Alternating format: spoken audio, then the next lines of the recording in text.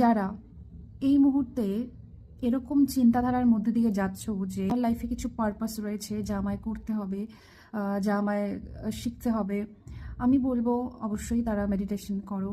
আমরা অনেক বড় ইলিউশনের মধ্যে রয়েছি। আমরা মনে করি যে আমাদের কাছে আমাদের সম্পর্ক, আমাদের সোর্স অফ ইনকাম, আমাদের কি বলবো লাক্সারি, এগুলোই হচ্ছে আমাদের বেঁচে থাকার মূল ভিত্তি।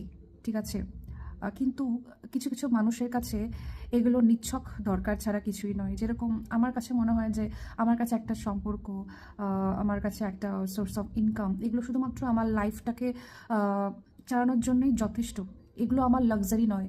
যারা মনে করো যে আমার লাইফে জ্ঞান, উইজডম আমার লাক্সারি, তাদের একটা কথাই বলবো যে ডু মেডিটেশন।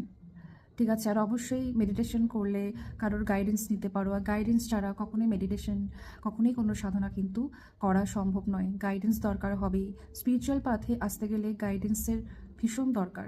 ঠিক আছে, তো আমি ব্যক্তিগতভাবে শেখাই, নিজে শিখি প্লাস শেখাই। চাইলে তোমরা আমার সাথে যোগাযোগ করতে পারো। আদারওয়াইজ তোমাদের যেখানে কমফোর্টেবল ফিল হবে তোমরা সেখানেও কিন্তু গিয়ে তোমরা শিখতে পারো, সেটা অফলাইনে হোক অনলাইনে হোক। বাট তোমাদের যদি এরকম কখনো ভেতর থেকে ফিল হয় যে এই সংসার ধর্ম পালন করা ছাড়াও আমার লাইফে কিছু পারপাস রয়েছে, কিছু উদ্দেশ্য রয়েছে যা আমাকে ফুলফিল করতে হবে, এরকম একটা ফোর্স তোমার ভেতরে কাজ করে, তাহলে প্লিজ মেডিটেশন করো। মেডিটেশন করো, জাস্ট মেডিটেশন করো।